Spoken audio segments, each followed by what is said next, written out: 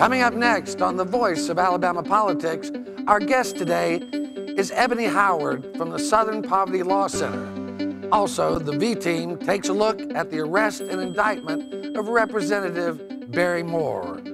Speaker Mike Hubbard says that the Moore arrest is nothing more than a witch hunt.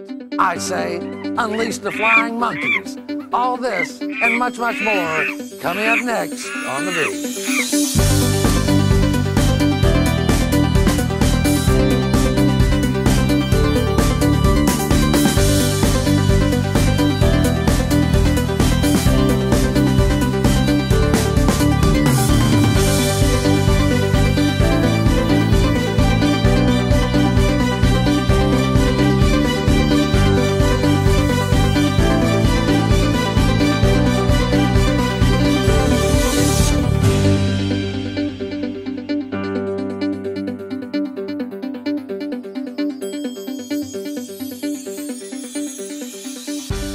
Welcome to The Voice of Alabama Politics, where we tackle the tough issues so you have the hard facts.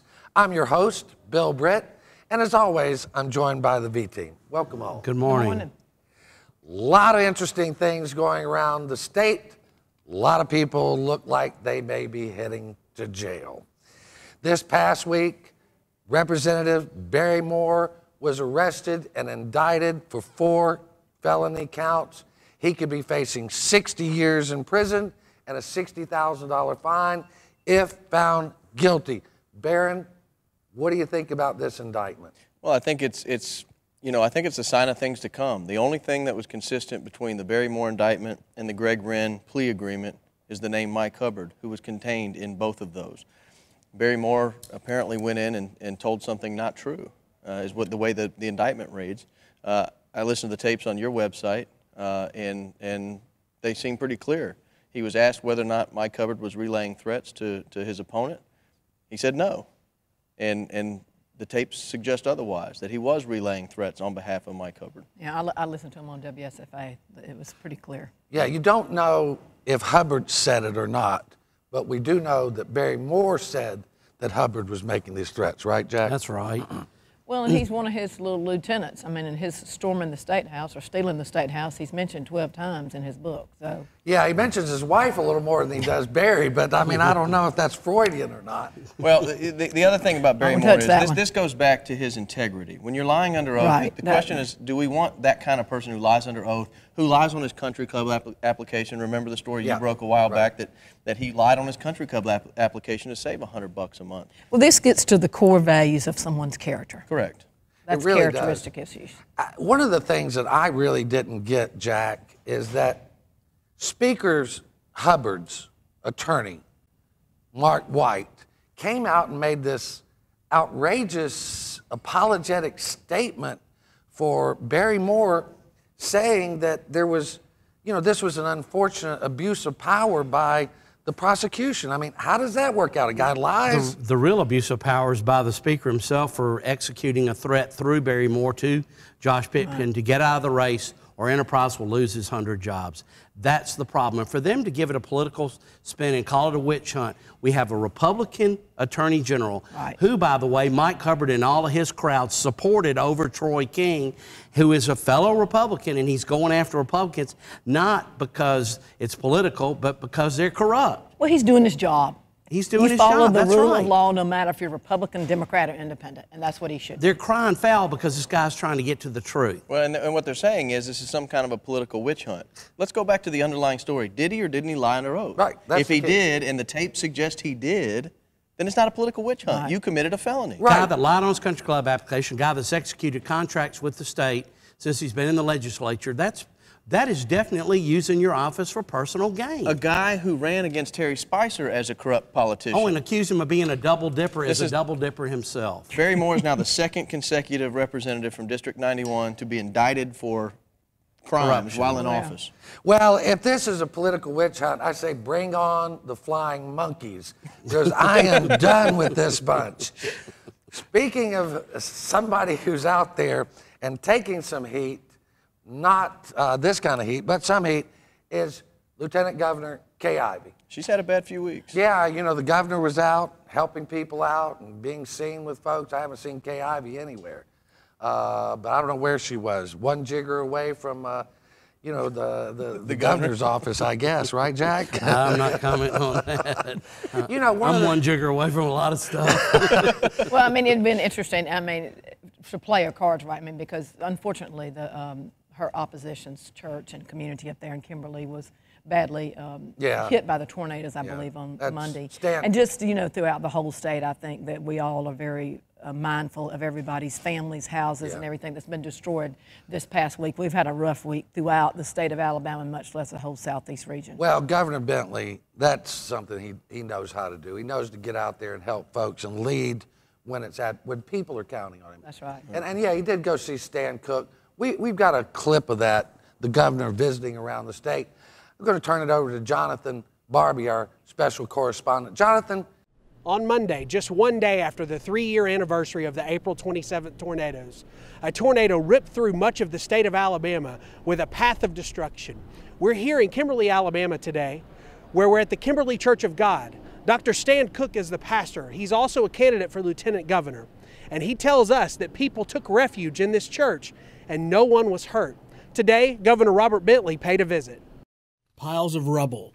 That's what the destruction of the April 28th tornado left behind. Communities across Alabama are now cleaning up, coping, and trying to start over. Many people took refuge in the Kimberly Church of God, and after the chaos, not much was left of their Sunday school building. But everyone walked away unharmed. Our church is used as a community storm shelter. It's very well built, and much of the main part of the church is underground. We have a fellowship hall that's all underground. So they were there in a safe place, and within minutes the tornado comes through. It hits this church, destroys 2 of our buildings. The 3rd building is heavily damaged, and the people are in the fellowship hall and they're taking shelter there. Governor Robert Bentley toured across Alabama on Wednesday, making a stop in Kimberly to visit the church and give words of encouragement to the people of Alabama. Stan Cook is our pastor here, and he's been a friend of mine for a long time, and so we're glad to be here with the people in Kimberly, and sorry to see all the destruction, but we rejoice in the fact that no lives were lost here, and that's the most important thing. We can always replace buildings, we can always replace structures, but you can't replace people, and so we're very thankful that no one was hurt. Although the church will have to rebuild, Dr. Cook reminds his congregation to focus on one thing. But the church is not the building. The church is the people. So I let them know that buildings can be replaced, people cannot. And this church will be replaced. It will be better than it ever was, facility-wise. But we are the people who must carry on the legacy of this church and the mission of Jesus Christ. Cook believes the governor has done a good job. But as a candidate for lieutenant governor, he believes that more could be done to help Governor Bentley. As lieutenant governor, what I will do is be very proactive, be forward-thinking, visionary, and how can we help these people, such as in Kimberly, or Graysville, or Limestone County, or down in Mobile and Baldwin County. This week they're going to need much help. The governor can't do it all by himself. He needs help, and I will be that help that he needs. Also, I'm an on-the-ground person, so we'll roll up our sleeves, we'll get busy, we'll coordinate efforts from city, state, county, governments, and I will be that focal point of coordination. This tornado may have destroyed property, but it did not destroy the spirit of the people of Alabama. Today, we rebuild. Tomorrow is a new day, and we will rebuild this town and many towns across Alabama. And together, the spirit of Alabama will always remain strong. For the Alabama Political Reporter, I'm Jonathan Barbie. Thank you, Jonathan. I think that shows the kind of leadership that Bentley's given the state, and frankly, the kind of leadership we need, don't you think, Claire? You know, he's very human, and he knows how to touch people through all walks of life. Excuse me. You know, when we had the tornadoes and the hurricane, all that happened in Tuscaloosa 4 years ago. Sort of taking his doctor's bedside manner and applied it to politics. Yeah. Very to well comfort said. folks. Well, and you know, nothing against the lieutenant governor, really, but you know, she came into office with the taint of that PAC system that she almost bankrupt.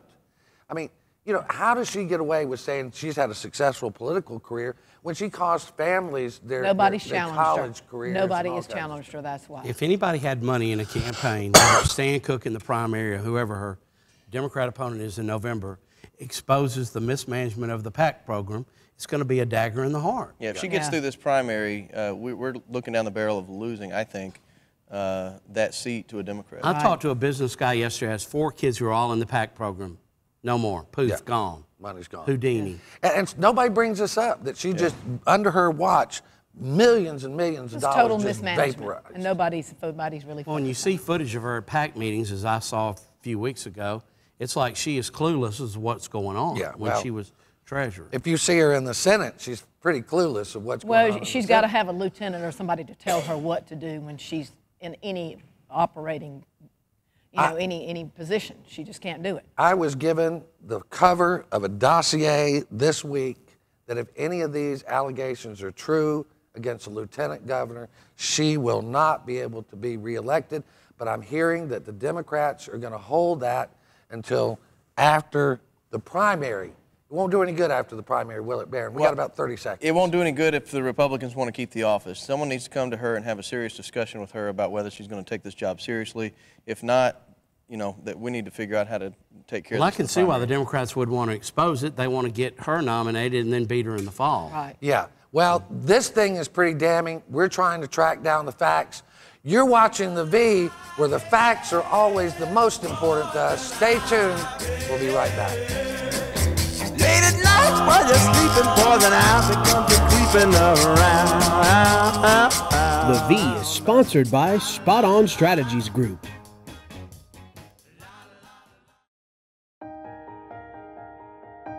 I teach.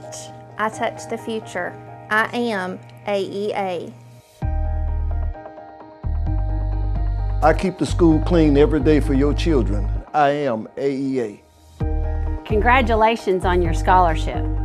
I help children make choices for college and careers. I am AEA. We are AEA.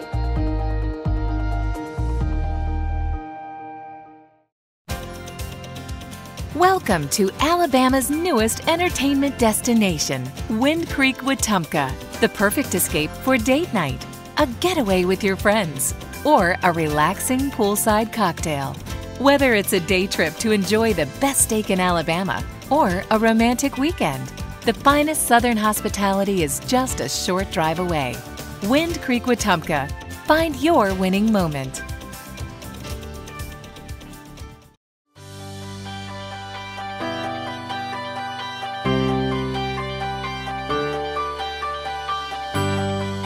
Welcome back to The V. Our guest today is Ebony Howard from the Southern Poverty Law Center.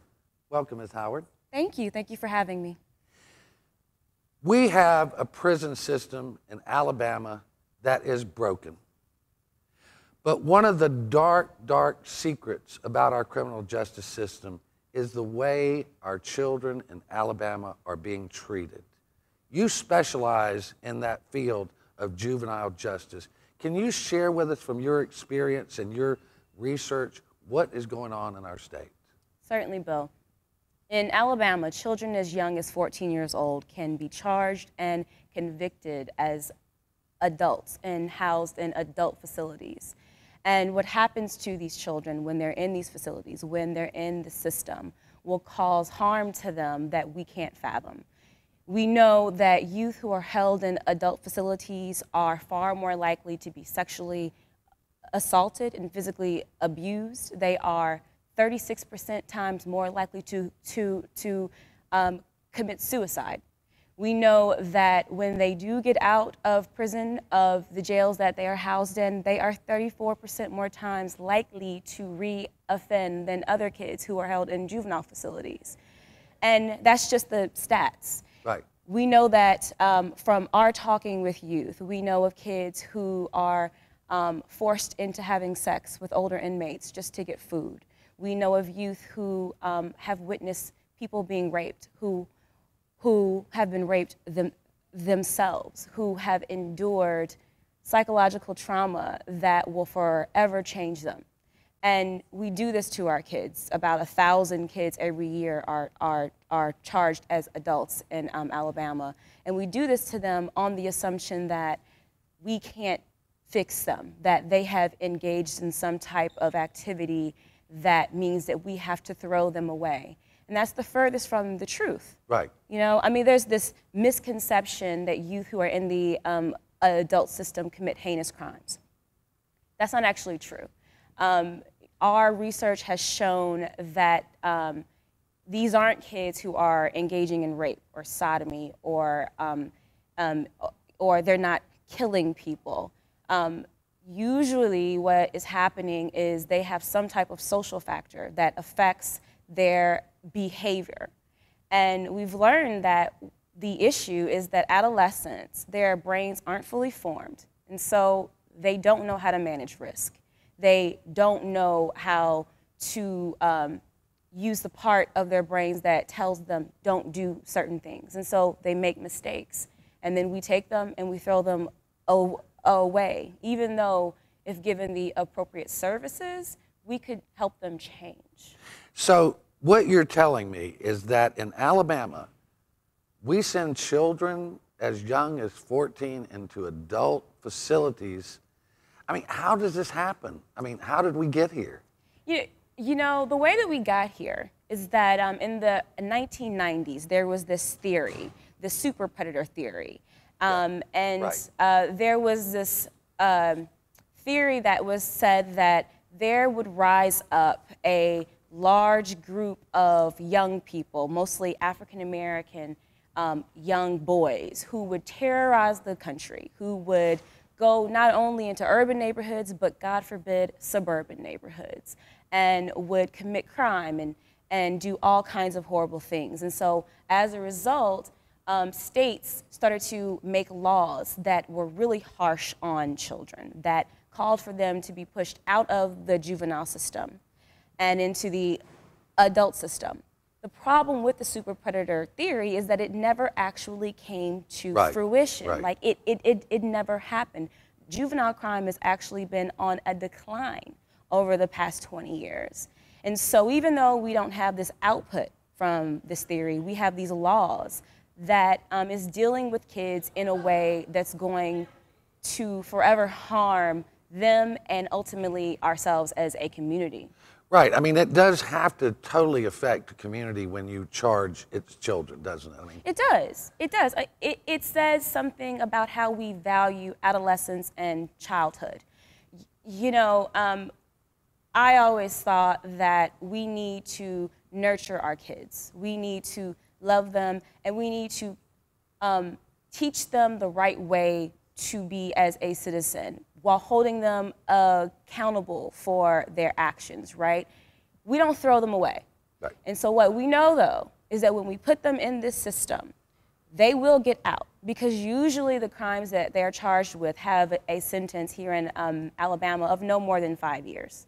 When they get out, they will have learned all kinds of bad habits. Right. They will have tried to survive, and they will have learned how to survive, and they will come home to our communities, and they will not know how to be productive citizens. Well, to me, I mean, to think about the horror that could be enacted on a young man in prison at 14, 15, 16 years of age, they'll never recover from that. I mean, without extensive help. We've got about 2 minutes left. Sure. If we're not charging them as adults, as we're doing now, then how should the system work? How should we charge these teenagers who commit crimes? Definitely. So there's a difference between the juvenile system and the adult system. In our juvenile system, we focus on keeping kids accountable for their actions while at the same time giving them services that they need for corrective conduct. And that's what needs to happen to these youth. They are young enough that if they are given the appropriate services, their negative behaviors can change. And so our juvenile system is really good at doing that, and that's where these kids need to be. We've got about 1 minute left. What do you say to people who have this lock them up and throw away the key mentality in a state that says every human life has value. Right. Do these human lives have no value? Of course not. Of course not. These are our babies. Like, these are our children. And what I would say to anyone who says that is that you need to remember that this could happen to your child too. And so children can change, and all children belong to all of us. Well, I want to thank you for the work you do, and thank you for being our guest today. Our guest today has been Ebony Howard with the Southern Poverty Law Center. You're watching The V. We'll be right back. The V is sponsored by Jonathan Barbie for Public Service Commissioner and MediaWorks Communications Video Production Services for all your video production needs. If you like Obamacare, you will love Common Core. Common Core is not just about standardizing curriculum and testing. It's about nationalizing education to fit Obama's standards. This is a bad plan. Our kids deserve better. To find out more about this rotten Common Core plan, visit alabamalimitedgovernment.com. Let's tell Washington to keep their hands off our children.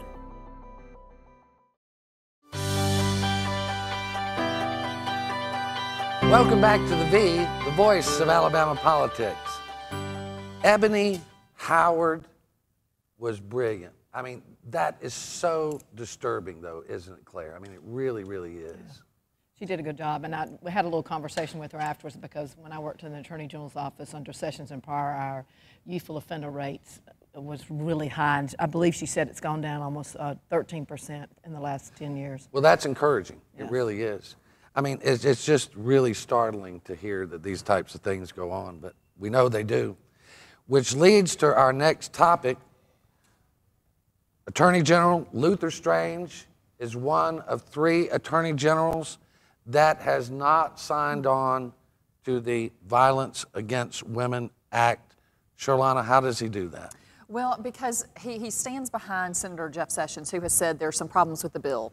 There are 2 proposals in the legislature when Congress reconvenes. One of them is a bill by Patrick Leahy, who's a Democrat from Vermont. The other is by Chuck Grassley, who is a Republican from Iowa. The Leahy bill is the one that has the movement behind it, and there are 3 or 4 provisions with which a number of Republicans disagree. And so that's part of the problem. I don't think that across the board Sessions has a problem with the concept of it. Correct, yeah. But it's just there are a couple of riders. Like, one would expand a program that grants visas to illegal immigrants who are helping in law enforcement activities. Okay, well that's right there. That's why Sessions is against that. Okay, I can tell you that. Having worked, because of immigration, I can tell you that. I mean, I think they both would be supportive of the issue in women and violence, both of them, Sessions and Strange. Well, just when you hear it on the surface, it does sound pretty wild. That well, nobody supports violence against women. Yeah, I mean, well, they shouldn't. So when you hear someone's opposing a bill that protects women from violence, you got to ask yourself why. And in this situation, you got to assume that there's a valid reason. Yeah. You can assure one of the reasons if Jeff Sessions is against it. And that's why one of the reasons Sessions says that he says, that it looks like the Democrats and Leahy have manufactured these controversies, because who could possibly be opposed to re-upping an act that has had such a phenomenal impact for violence against women, and the title alone would make you sound like an idiot for opposing it. Right. Well, it just, when I looked at it, that only 3 attorney generals had said they would not sign on to it. Virginia, Alaska, and ours. I mean, it just seemed pretty odd to me, but knowing Sessions and knowing his stand on immigration, that makes all the sense in the world. Another legal case coming out of Alabama, going to the U.S. Supreme Court, is this Edward Lane case. He was instrumental in the 2-year college system deal. I mean, Claire, you were around during that thing. Yes, I was around during that time. You know some things about it. Could you talk about that? Well, I mean, Representative Sue Smith from up in Huntsville, of course, she's been spending time, and she was prosecuted and convicted over this whole thing. And there was a tremendous amount of legislators that worked for the 2-year systems, and a lot of them resigned, and this whole scandal broke. And it's quite interesting that it's now gone all the way to the Supreme Court. But Barron, you may have some thoughts. Well, no, I mean, it's becoming sort of a pattern that Alabama cases are making their way to the Supreme Court. We had the engineer, I can't think of his name right now, Sean McCutcheon. McCutcheon's a couple of weeks ago, federal money. Yeah, they came out and had a ruling. You know, this one is a little different, though. I was kind of proud of that ruling. This one kind of... Well, this thing could really change everything, couldn't it? Both of them relate to First Amendment free speech rights. Right. Correct. And the lower court in this case, in Edward Lane's case, says public employees have a right to free speech as long as they're talking as a citizen about matters of public concern. When you are a public employee and you're discussing information that you learn in your capacity as an employee, you don't get the protection. Because what happened is Lane was subsequently fired after all of the case was completed, and he says it's because of my First Amendment rights were violated. And he was a star witness in putting some of these people away. He actually was one of the ones, I think, who helped start steamrolling the investigation into it. Now, and the question here is, do we want to protect whistleblowers in Alabama, or do we want people who expose government corruption to be able to be fired and cast aside? I think that's ultimately what the Supreme Court has and this sets a terrible precedent. That's a fine line. You know, but it has, you know, whistleblowers usually have an axe to grind. That's why they blow the whistle on somebody else. Or they have inside information that other people would not necessarily have access to. And that's, I think, what Lane and his attorneys would argue. Now, the Attorney General has come out in favor of Lane as far as the free speech part goes, because it would be helpful to law enforcement investigations. Sure. Otherwise, it has a chilling effect. Strange. This is Luther Strange. And Luther Strange has come out opposed to Lane's request for damages. Well, I don't know whether he, you know, should get any money or not, but I do believe that he has the freedom of speech to do that, and I personally like what he did to this whole snowball effect was very important to unveil what was going on in the two-year college system, all the corruption that's going on. The problem we're going to see, though, in the U.S. Supreme Court is that even though this is a majority conservative court, they have not been favorable on issues related to public employee rights in the free speech context. Why is that? I mean, I don't get that. Is that well, speaking of universities, there's a lot been, you know, speaking of that same thing, as you wrote, we go from two-year colleges down to Alabama State with what's going on now with that whole investigation. Yeah, I mean, you know. John Knight just retired all of a sudden. We hear that the prosecution, the investigation by the AG's office is heating up. I mean, Barron, you got any insight on that? No, I don't, because they've done a really good job of keeping this investigation quiet. I think most people didn't even know they were working on it until a week ago. Well, and when McCool, who is the district attorney that's been appointed as the special prosecutor because Luther Strange has had to recuse, says that he was appointed and has been involved in this process since December of 2012. Yeah, I mean, a year and a half, and no one has said a word about it. They don't know where the grand jury investigation is going. Well, I mean, they've done a good job keeping this one quiet. They really have. Overall they have, but you know, there was this whole board meeting and removing of the president. That was pretty open to the media. And of course, a lot of people don't know. I mean, when we talked about, when we found out about John Knight retiring, Thad McClammy also retired last month. So you're talking about two state representatives that were on the payroll at Alabama State, and they both have retired, which is all part of this ongoing investigation. Well, we've got to get out of here. You've been watching The Voice of Alabama Politics. You can catch us every day on alreporter.com and every Sunday on ABC stations throughout the state. Thank you for watching The V.